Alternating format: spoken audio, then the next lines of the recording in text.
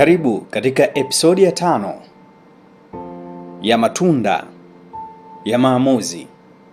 Episodi yetu ya 5 inaanzia Amani anatoka kwenye usaili wa kazi akiwa amenyong'onyea.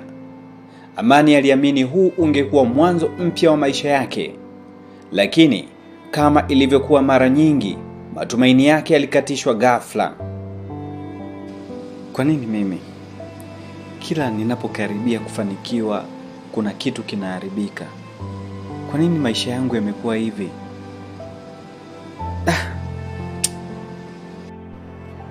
Wow, nashukuru Mungu ese nimepata kazi. Asante sana Mungu.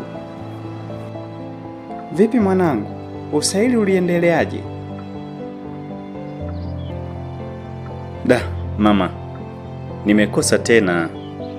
Usikate tamaa. Maisha yanaendelea. Mama, nahisi kama ninavuna maamuzi yangu ya zamani. Nilijiona najua kila kitu, nikawapuuza watu walionishauri.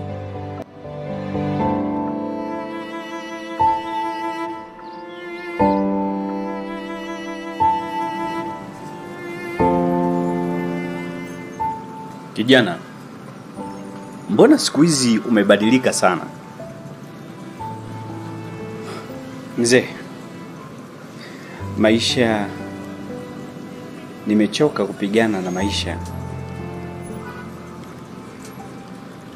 Maisha hayamshindi anayejifunza kutokana na makosa yake. Lakini lazima ukubali kosa kabla ya kutafuta suluhisho.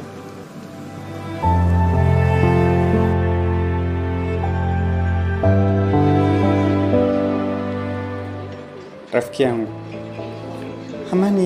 Amani si yule ambaye niliyemfahamu zamani.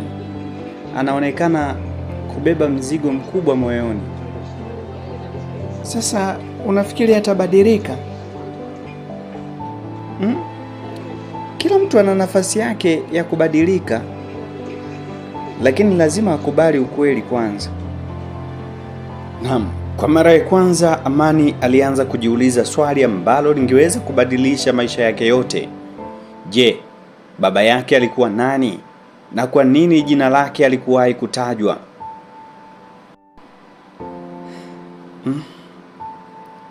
Sikuwahi kumuuliza mama, baba yangu alikuwa nani?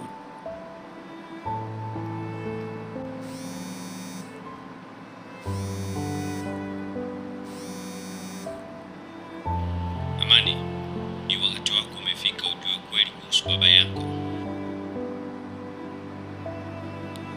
Je, ni nani aliyempigia Amani? Atapata ukweli kuhusu baba yake? Au kuna siri kubwa zaidi iliyofichwa kwa miaka mingi? Usikose katika episodi ya 6, matunda ya maamuzi. Wewe ni nani? Unajuaje kuhusu baba yangu? Amani mwanangu, mbona leo unaonekana mwenye mawazo mengi? Mama, baba yangu alikuwa nani?